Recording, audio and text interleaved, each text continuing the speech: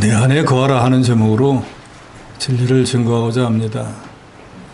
우리가 신앙생활을 하지만 무엇 때문에 신앙생활을 하는지, 어떤 목적으로 하는지, 또 어떻게 하는 것이 바른 것인지 확실히 모르는 분들도 많습니다. 오늘 본 1절에 보면 나는 참 포도나무요 내 아버지는 농부라 하고 예수님께서 우리 성도와 우리를 구원하신 주님과의 관계를 설명하면서 마치 성도는 포도나무에 붙어있는 가지와 같은 존재인데, 이 비유를 통해서 우리가 어떻게 주님을 섬겨야 할 것이며 어떤 신앙생활을 해야 되고 어떤 열매를 맺어야 주님이 기뻐하는지를 예수님은 이 비유를 통해서 우리에게 교훈하고 계십니다. 사람이 어느 길을 가는데 향방 없이 간다고 하면 어디로 갈지를 모르니까 도착지가 없으니 어떤 목적이 없이 산다는 것은 어떤 결과를 얻을 수가 없습니다.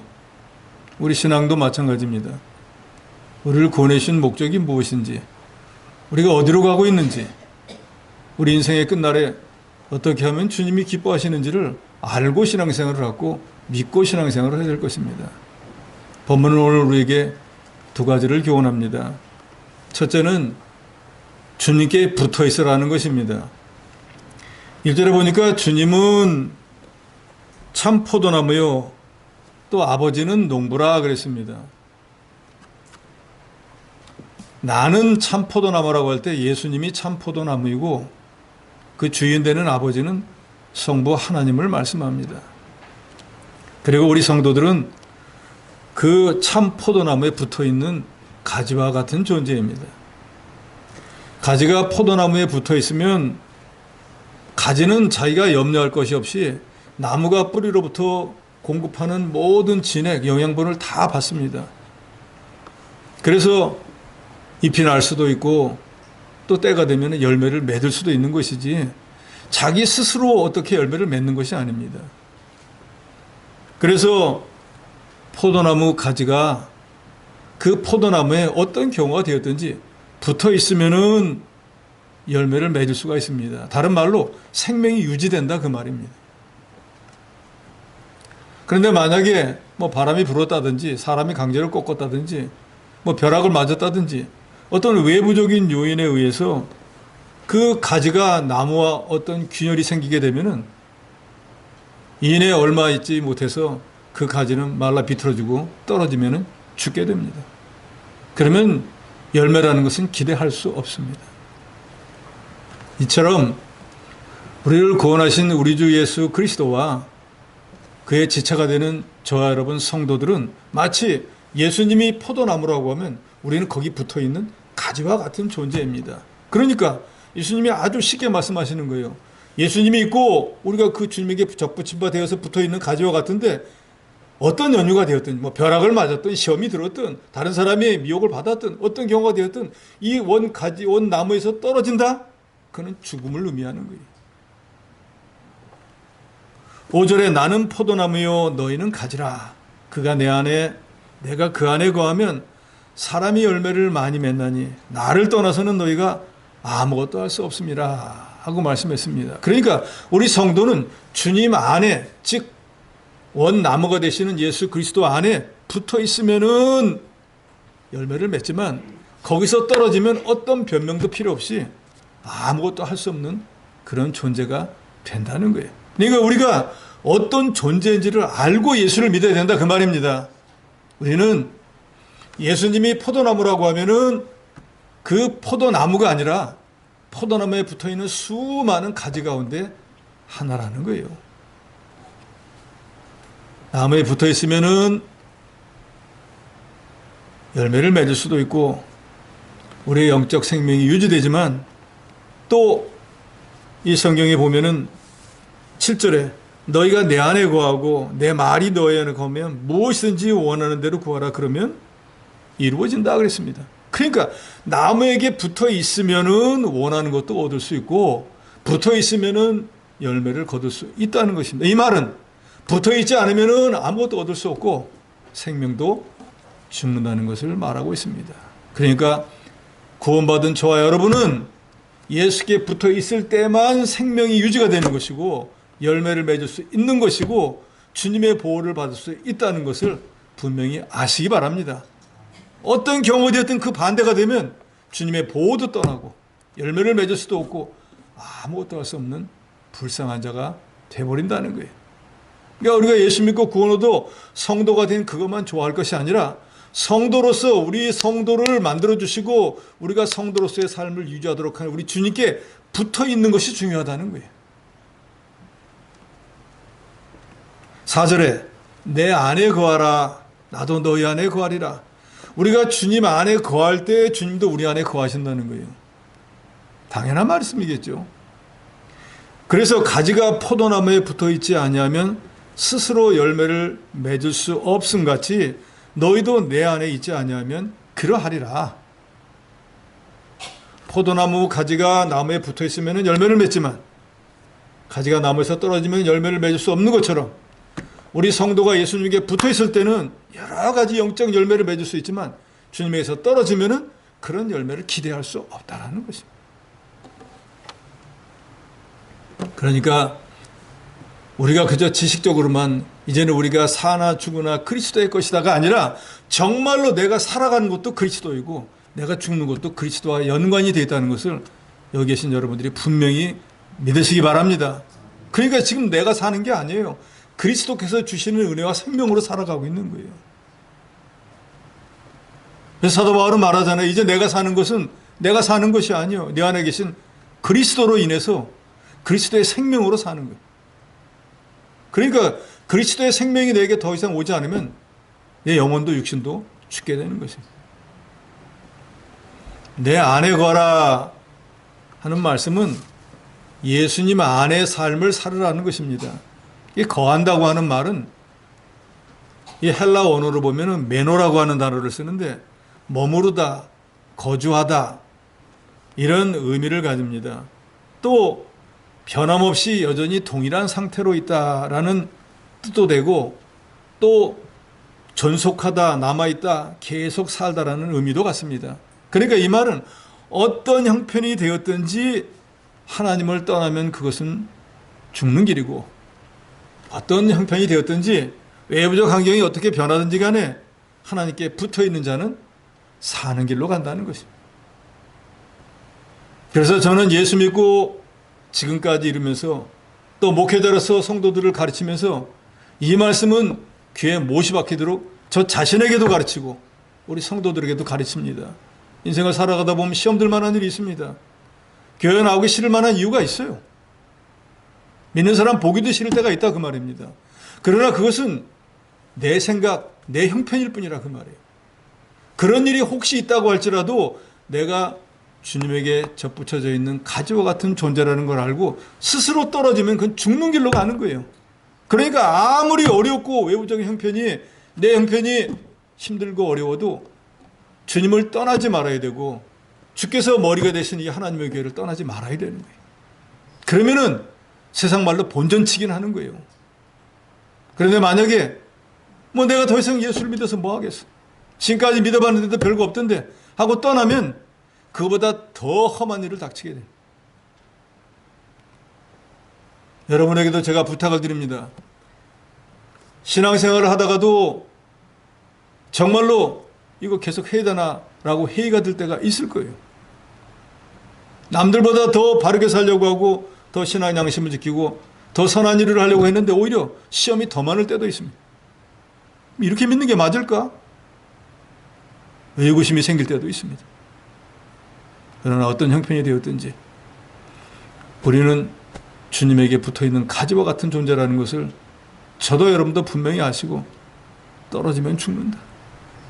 힘들지만 그래도 붙어있으면 사는 날이 있겠지 하는 소망을 가지고 어떤 경우가 되어도 주님에게서 하나님의 교회에서 멀어지지 마시기 바랍니다.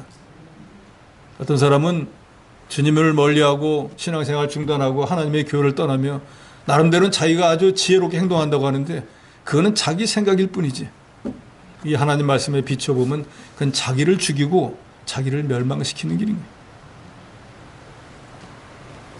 저는 그래서 자녀에게 많은 걸 가르치지 못하지만 그런 말씀을 가르칩니다. 부부간에 해야 될 말이 있고 하지 말아야 될 말이 있다. 아무리 화가 나고 아무리 아내가 마음에 안 들어도 이혼이라고 하는 말 입에 올리면 안 된다. 저도 지금까지 우리 집사람하고 살면서 그런 얘기 올려본 적도 없습니다. 그 말은 신앙생활에서 아무리 어렵고 힘들어도 나 이제 더 이상 예수 안 믿을 거야. 교회 안 나갈 거야. 이런 말은 성도로서 입에 올리지 말아야 돼요. 꿈도 꾸지 말아야 돼요. 그런데 안타깝게도 하나님을 떠나고 교회를 옮기는 것을 밥 먹듯이 하는 사람들도 있어요. 뭐 교회가 여기뿐인가? 하나님 안 믿는다고 죽나? 안이하게 생각하는 사람들이 너무나 많습니다. 너희가 내 안에 거하면 내가 너희 안에 거한다 하는 주님의 말씀대로 우리가 예수님 안에 거하는 방법은 그럼 뭘까요? 그것은 말할 것도 없이 예수를 구주로 믿는 것이 예수님 안에 거하는 것입니다. 또 예수를 믿는 것뿐만 아니라 그 주님을 사모하고 그 주님과 늘 교통하려고 애쓰는 것이 주 안에 거하는 거예요.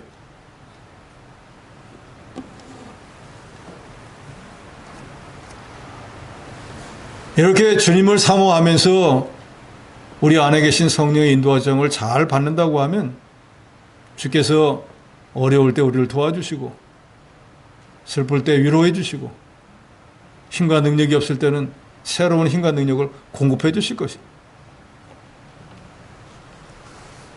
로마서 8장 35절에 보면 누가 우리를 그리스도의 사랑에서 끊으리요 환난이나 곤고나 박해나 기근이나 적신이나 위험이나 칼이냐.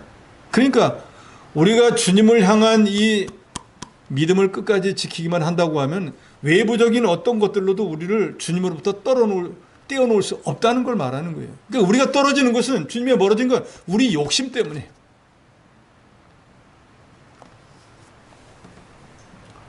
로마서 8장 38절로 39절에도 거듭 말씀합니다. 내가 확신하노니 사망이나 생명이나 천사들이나 권세자들이나 현재일이나 장래일이나 능력이나 높음이나 깊음이나 다른 어떤 피조물들이라도 우리를 우리 주 예수 그리스도 안에 있는 하나님의 사랑에서 끊을 수 없으리라.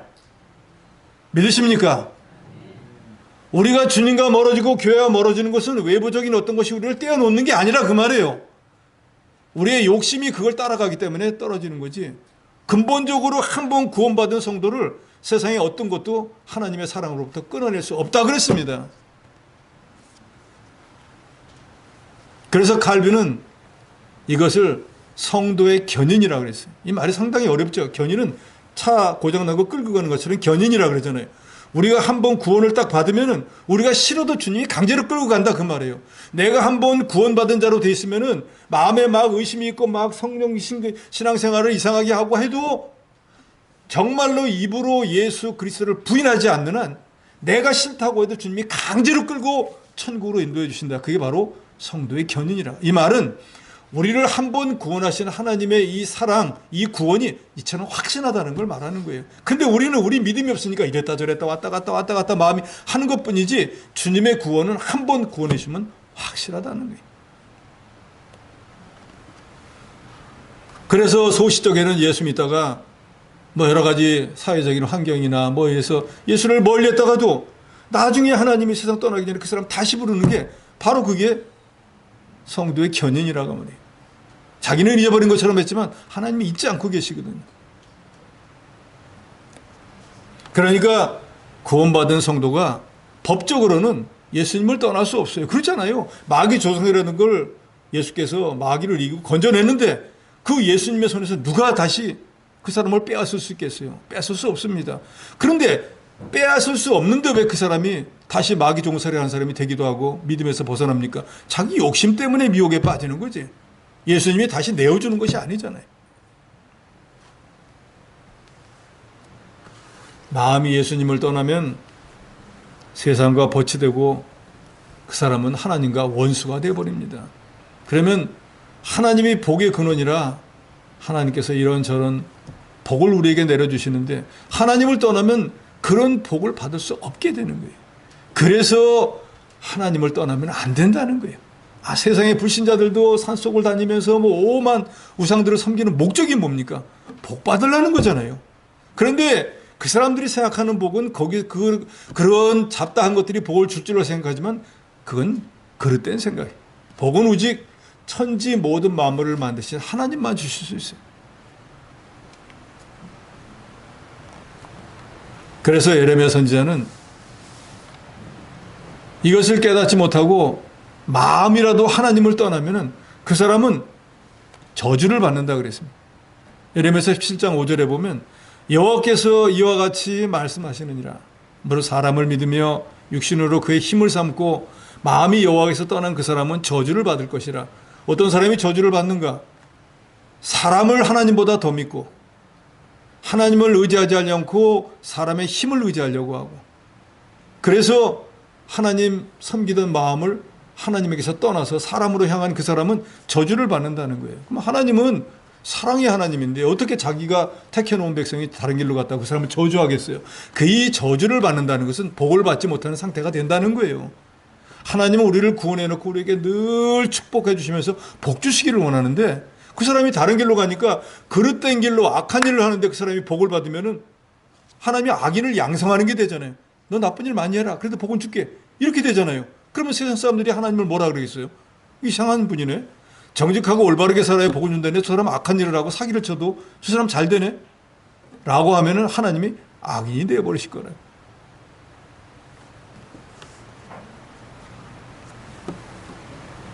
하나님께서 만약에 마음이라도 하나님을 떠나고 실제로 몸이 하나님을 떠난 사람은 5절에 뭐라고 합니까? 너희가 나를 떠나서는 아무것도 할 수 없다.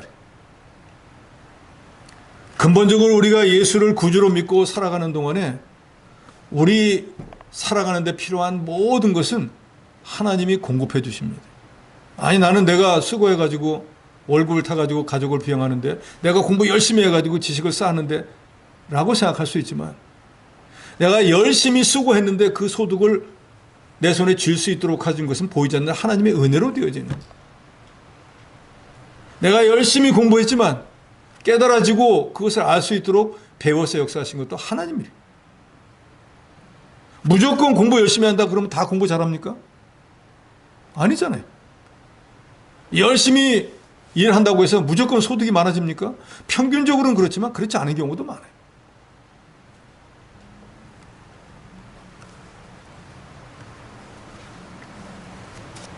우리 믿는 성도들은 그렇기 때문에 하나님 앞에 붙어 있는 것이 사는 길이고, 그게 복 받는 길이고, 그게 이 세상에서 제일 큰 복이라는 것을 여러분 믿으시기 바랍니다. 그런데 사실은 하나님께 붙어 있다는 것은 피곤한 일이잖아요. 세상 말에도 그러잖아요. 어머니 시어머니가 있으면 집안이 깨끗해요. 그죠? 더럽게 하고 싶은데도 잔소리를 해야 되니까 이 안 치우고는 못 빼기잖아요. 그런데 잔소리를 듣고 치우긴 하지만 자기가 봐도 깨끗하고 살기는 좋은 거예요. 그러잖아요. 그런데 그 시어머니가 세상 딱 떠나면 아이고 이제 살만하다 하면 그 집이 완전히 거지집같이 돼버리는.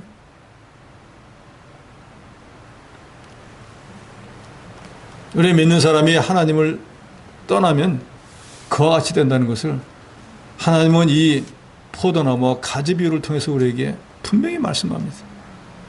어떤 경우가 되었든지 어떤 형편이 되었든지 하나님께 붙어서 떨어지지 마시기 바랍니다.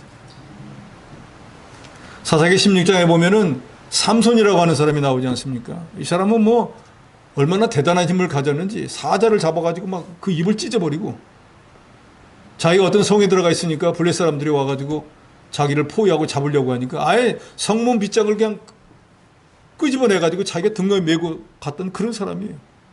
나귀 턱뼈 하나를 주워가지고 블레 사람을 1000명을 죽인 사람이에요. 그러니까 이 육신을 가진 인간은 누구도 상대할 수 없는 사람이에요. 못 이깁니다.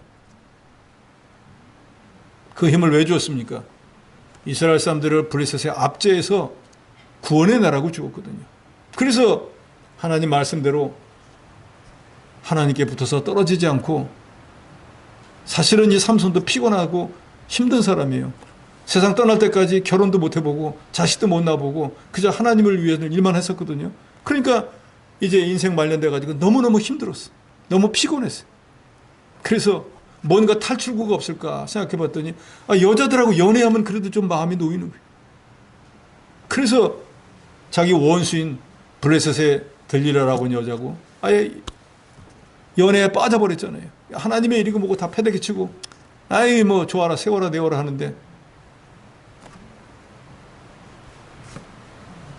절대로 발설하지 말아야 될 자기 이 힘의 비밀의 원천을 돈을 받고 팔려고 하는 그 자기 연인에게 알려주잖아요. 그러니까 그 사람들에게 붙잡히니까 어떻게 됩니까? 육신의 눈알을 뽑히고 온몸을 쇠사슬에 묶이고 감옥에 가서 연자맷돌을 돌리는 불쌍한 사람이 돼요.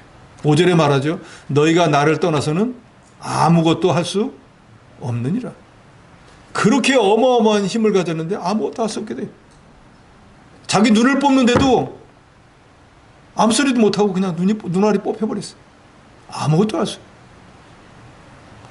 감옥에서 소나 돌리는 연자맷돌을 돌리려는데도 할 수 없이 돌리고 있다. 신명기 4장 3절로 4절에 보면 여호와께서 바알부올의 일로 말미암아 행하신 바를 너희가 눈으로 보았거니와 바알부올을 따른 모든 사람을 너희 하나님 여호와께서 너희 가운데에서 멸망시키셨을 때 오직 너희의 하나님 여호와께부터 떠나지 않은 너희는 오늘까지 다 생존하였느니라. 이스라엘 백성들이 발람의 꾀에 빠져가지고 이 모압의 여러 이 이쁜 여자들을 데려다 놓으니까 그 여자들이 우상을 섬기는데 이스라엘 백성들이 혹해가지고 그 우상을 섬기면서 거기서 음행의 죄를 지었습니다. 그러니까 성경은 기록합니다. 그때 그 죄를 지은데 동참했던 2만 4천 명이 전염병으로 다 몰살을 당해버렸어요. 그런데 마지막 절에 이렇게 말합니다. 오직 너희의 하나님 여호와께 붙어 떠나지 않은 너희는 오늘까지 다 생존하였느니라. 즉 다른 사람들이 2만 4천 명이 다 죄 짓는 길로 갈 때에도 그럴 수 없어 하고 하나님께 붙어서 떨어지지 않은 자기 믿음을 지켰던 사람은 지금까지 남아서 가나안 땅에 들어가게 되었다는 거예요. 사느냐 죽느냐 주님께 붙어있느냐 떨어졌느냐 정해지는 것을 역사적 사실로도 분명히 알 수가 있습니다. 내 안에 거하라 주 안에 붙어있으라는 것이라는 것을 여러분 명심하시기 바랍니다. 둘째로는 열매를 맺으라는 것입니다. 1절에 보니까 나는 참 포도나무라 그랬습니다. 우리 성도들은 포도나무로 비유할 때 원래 참 포도나무가 아닙니다. 즉 참 포도가 못 돼요. 우리는 좋지 않은 열매를 맺는 들포도와 같은. 그래서 열심으로 열매를 맺어봤자 육신의 열매밖에는 맺지 못합니다. 하나님 볼 때는 별 볼 일 없는 열매만 맺는다 그 말이에요. 하나님이 원하시는 진정한 열매는 뭐예요? 성령의 9가지 열매. 사랑과 희락과 화평과 자비와 양선, 충성, 온절 뭐 이런 여러 가지 이런 열매를 맺는데 육신의 삶을 사는 사람, 하나님을 모르는 사람은 그런 열매를 맺을 수가 없습니다. 그런데 하나님께서는 참 포도나무가 되는 예수 그리스도에게 우리를 붙여가지고 그 참 포도나무가 원가지가 돼, 원목이니까 우리 같이 들포도가 같은 가지가 거기 붙어가지고 참 포도나무로부터 이 진액을 받아가지고 열매를 어떤 열매를 맺는가? 참 포도의 좋은 열매를 맺게 되었다 그 말이에요.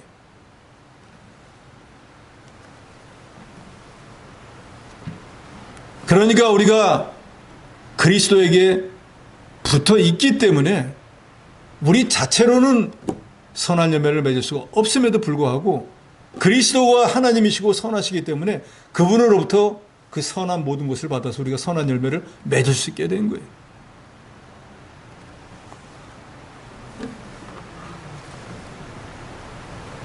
뿐만 아니라 이사야서에 보면은 주인이 포도 열매를 얻을 거를 생각해갖고 포도원을 만들었을 때 그냥 포도나무만 심어놓고 때가 되면 가서 열매를 얻으려고 하지 않습니다.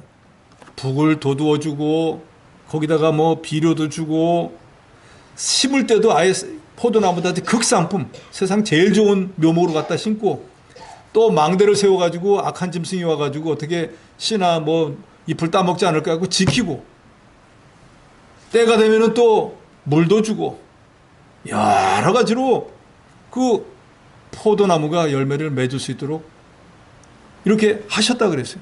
그 목적은 뭐예요? 포도 열매를 얻기 위한 거예요. 다른 의미가 없습니다. 예수 믿고 구원 얻은 저와 여러분, 성도들은 하나님이 왜 저와 여러분을 구원해 주실 것 같습니까? 이 사람은 지옥 가면 안 되니까. 그럼 다른 구원받지 못한 사람은 지옥 가도 됩니까? 근데 그 사람의 행위가 나보다 더 악합니까? 오히려 나보다 더 선하게 달고 더 선을 많이 베풀 수도 있는데 그 사람은 하나님이 택하지 않은데 나는 택했어요.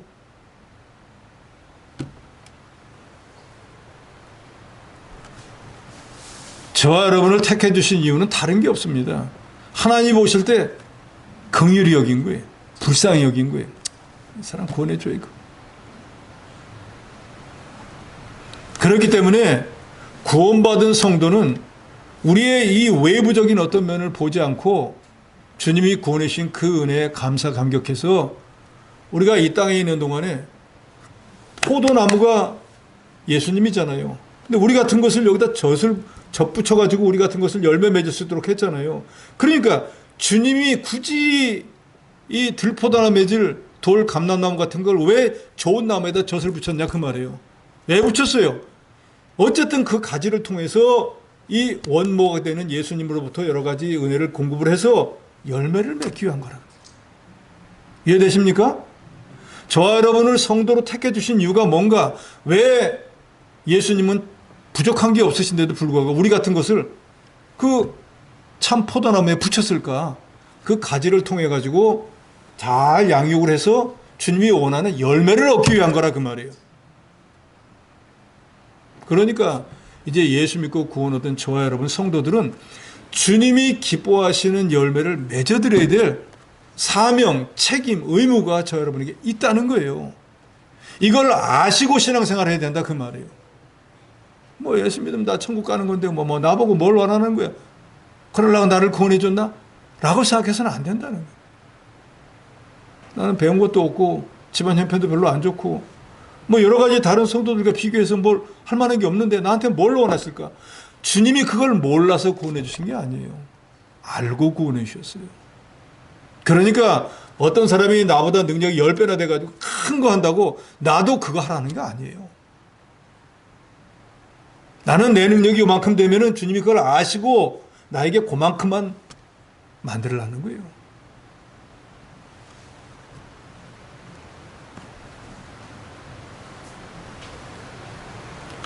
그러면 열매를 맺는다는 건 무슨 의미입니까? 실제 나무가 양분을 빨아들이고 잎으로 탄소 동화 작용을 하고 여러 가지 바람이 불고 해도 끝까지 견뎌갖고 열매를 맺는 것처럼 우리도 신앙생활을 하면서 여러 가지 시험도 있고 어려움도 있지만 이 열매 맺혀야 됩니다. 열매를 맺힌다는 건 뭐예요? 열매가 클 수도 있고 작을 수도 있고 열매가 달 수도 있고 그렇지 못할 수도 있고 뭐 열매 종류는 여러 가지겠죠. 중요한 건 뭐예요? 어떤 종류가 되었든지 열매를 맺어야 된다는 거예요. 그러면 그 열매를 맺는다는 건 뭔가 아주 쉬운 말씀으로 원 포도나무가 되는 그리스도를 좀 닮아 나가는 거예요. 온전히 그리스도와 같이 되는 거, 그것을 신학적으로 성화라고 합니다. 예수님을 닮아 나간다. 우리 교단에서는 그것을 구원을 이룬다. 그래서 건설 구원이다. 이런 말도 씁니다. 어떤 말이 되었든지 의미는 같아요. 우리가 처음에는 예수 믿기 전에는 마귀 종살이나 하고 하나님과는 전혀 다른 부정한 자들이었잖아요. 그런데 예수께서 우리를 구원하시고 난 뒤에 내가 거룩하니 너희도 거룩하라. 거룩하다는 건 뭐예요? 죄가 없다는 거예요. 세상을 멀리 한다는 거예요. 그러니까 그 사람은 거룩할 수밖에 없잖아요. 이전에 예수 믿고 난 뒤에는 이 거룩한 사람이 되기를 좀 힘써야 되는 거예요. 그러려면 지금까지 100% 나를 위해서 살던 거에서 주님을 위해서 조금씩 희생을 해야 돼요. 디모데전서 4장 15절에 보면 이 모든 일에 전심전력해서 너의 성숙함을 모든 사람에게 나타나게 하라 그랬어요. 이 말은 우리가 신앙생활을 열심히 해가지고 모든 사람들이 볼 때 이분은 정말 집사님 같아. 이러니까 장로님이지. 이런 분이 목사님이 맞아. 라고 모든 사람들에게 인정받는 사람이 돼야 된다는 거예요. 어제 오늘 예수 믿었는데 그 사람이 어떻게 변화가 되겠습니까? 뭐가 뭔지를 모르겠는데, 하나님이 뭔지 교회가 뭔지 아무것도 모르는데 어떻게 변화가 되겠어요? 그런데 마치 초등학생이 1학년 처음 들어가서 구구단이 뭔지 어떻게 알겠어요? 그런데 정상적인 아이라고 하면 6학년쯤 졸업하면은 66이 얼마죠? 그 정도는 뭐 입으로 말할 것도 없어. 벌써 다 계산을 해버리고. 그러잖아요? 그런데 처음 들어갔을 때는 66 하면 무슨 소리가 못 알아들어. 그런데 세월이 지나고 나면 말할 것도 없어. 이상하게 쳐다봐. 66 그러면은 나를 뭘로 보는 거야? 우리 신앙인들도 바로 그렇게 돼야 된다는 거예요. 내가 믿은 연조가 얼마 되나 나한테 그런 걸 물어보는 거야. 마땅히 내가 그런 걸 할 수 있지 하는 분량만큼 자라나야 된다.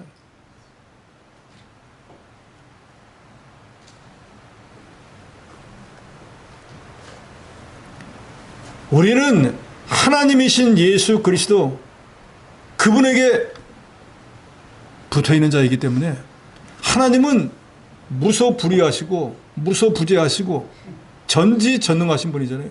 하나님이라고 하는 분에게는 안 되는 일이 없어요. 불가능이 없어요. 그래서 오늘 주님도 말씀하잖아요. 너희가 나를 떠나서는 아무것도 할 수 없지만 7절에 너희가 내 안에 거하고 내 말이 너희 안에 거하면, 그것은 너희가 나와 동행하면서 내 말을 잘 순종하면 어떤 일이 일어나는가? 무엇이든지 원하는 대로 구하라. 그리하면 이루리라. 예수님이 십자가에 못 박히기 바로 직전에 예루살렘에 올라가셨다가 길을 가다가 시장하셔가지고 무화과나 뭐 갔잖아요. 그때는 무화과를 딸 때가 안 되었어요. 그러니까 지금 무화과가 어떤 상태냐, 시퍼런 상태로 달려 있어야 되는 거예요. 익으면 다 따버렸을 테니까 지금은 딸 때가 아니기 때문에 시퍼런 게 다 달려 있어야 되는데 가서 보니까 무화과가 없는 거예요. 그러니까 예수님이 그 나무를 저주하셨다 그랬어요. 왜요? 무화과의 사명은 때가 되면은 무화과 열매를 맺어야 되는데 잎은 엄청나게 많은 것이 열매를 안 맺고 있으니까 아무 소용이 없으니까 이후로는 내가 열매를 맺지 못하리라 하니까 성경에 따라 조금씩 차이가 있지만 그 말씀을 하자마자 뿌리부터 말라 비틀어져 버렸다. 그러니까 제자들이 놀래가지고 주님 이런 일이 어떻게 일어날 수 있습니까? 라고 하니까 그때 주님이 이렇게 말씀하죠. 너에게 겨자씨만한 믿음이 있다고 하면은 이 뽕나무를 명해서 바다에 가서 심기라고 해도 그것이 순종할 것이고 이 산을 명해서 저 바다에 가서 빠추라고 해도 순종할 것이다.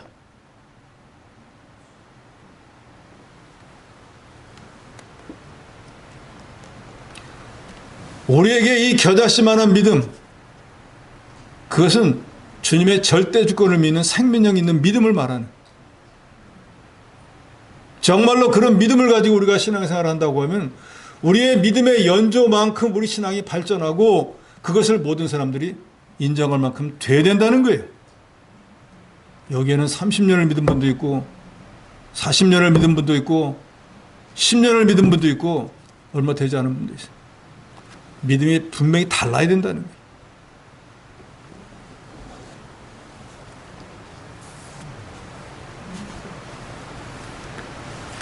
우리가 신앙생활을 하는 연조만큼 모든 사람들이 볼 때 그 믿음의 분량과 깊이와 높이, 넓이가 그렇지 못한 사람들보다 분명히 진보해야 됩니다.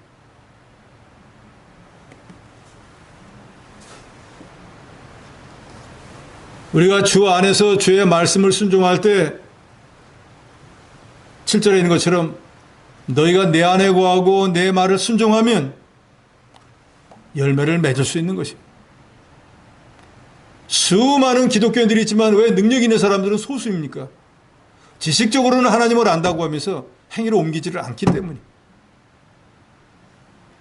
왜 기독교인들이 이 세상에서 존중받지 못합니까?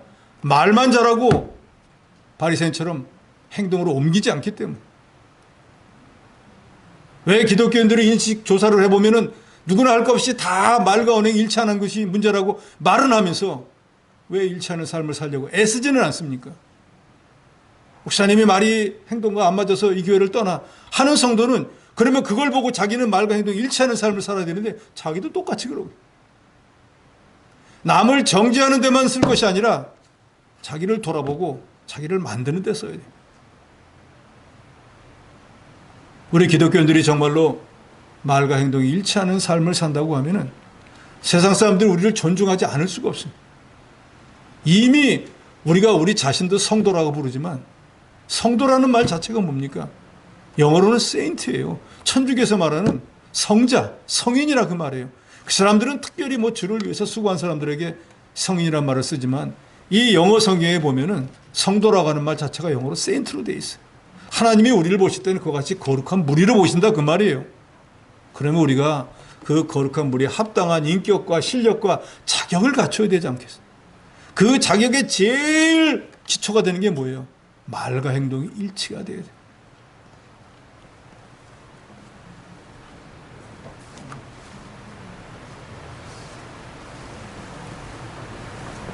찬송가 370장 1절에 보면은 주 안에 있는 나에게 딴 의심이 있으랴 그랬습니다.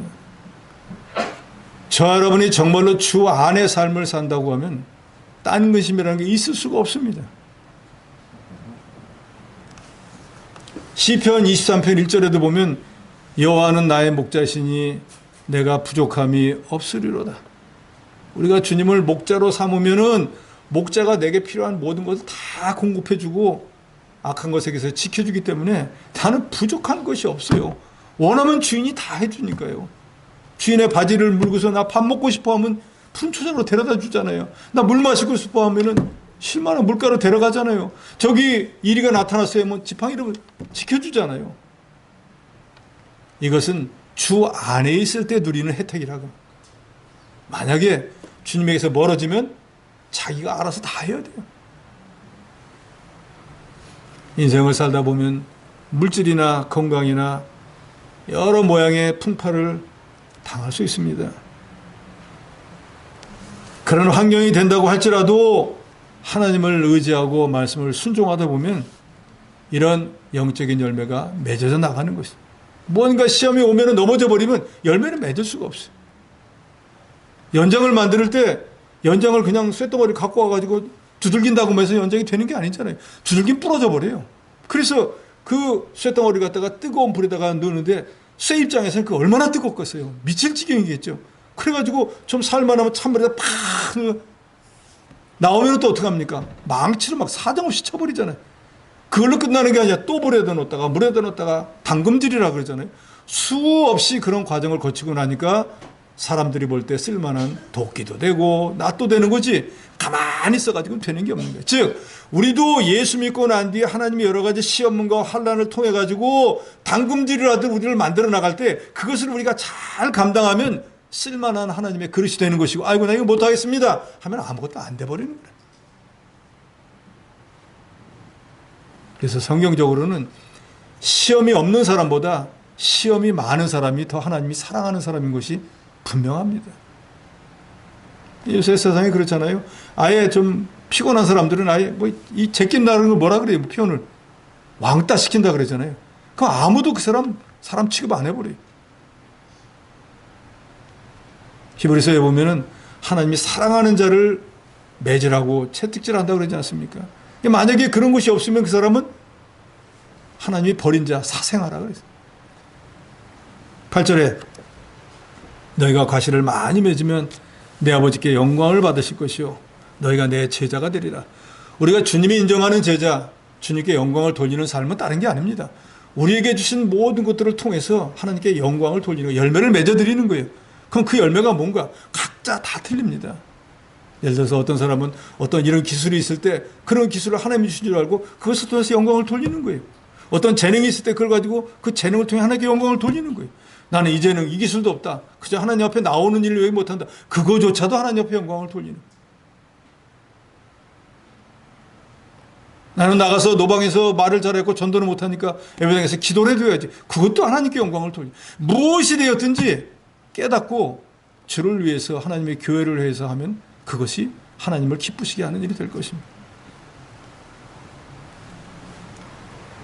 그래서 2절에 보면 내게 붙어 있어 열매를 맺지 않는 가지는 아버지께서 그것을 제거해 버리시지만 열매를 맺는 가지는 더 열매를 맺게 하려 그것을 깨끗하게 하시는도다. 그러니까 좀 열매를 맺어 나가는 것 같으면 주님께서 미리미리 가지를 쳐주는 거예요. 이 사람이 열매를 맺을 수 있도록 악한 것은 막아주시고 열매가 잘 될 수 있도록 선한 길로 인도해 주신다 그 말이에요. 왜요? 주님이 원하시는 것은 좋은 열매를 얻기 위한 거기 때문에 이 사람이 열매를 맺으려는 면을 보고 열매를 맺을 수 있도록 인도해 주신다는 거예요.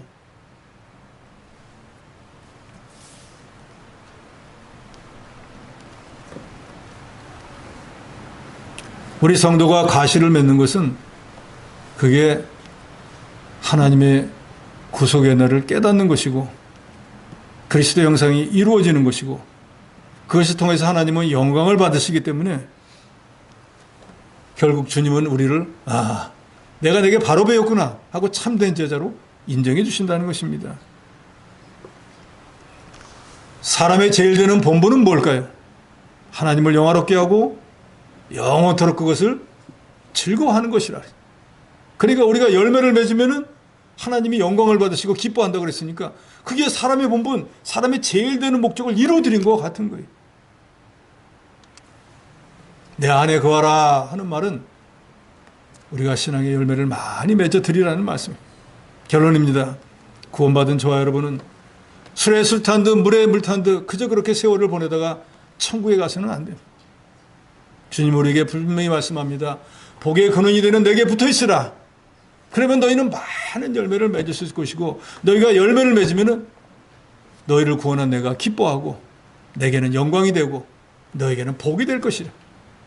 이 세를 살아가는 저 여러분이 분명히 이 말씀을 명심해서 여러 가지 외부적인 형편으로 주님과 할 수 없는 형편이 되었다고 할지라도 주께 붙어서 절대로 떨어지지 마시고 이 구속의 언어를 깨닫고 세월이 감에 따라 점점 주님을 닮아나가 열매를 맺어드림으로 주님의 영광을 돌리고 주님의 제자가 된 여러분이 되시기를 주의 이름으로 축원합니다.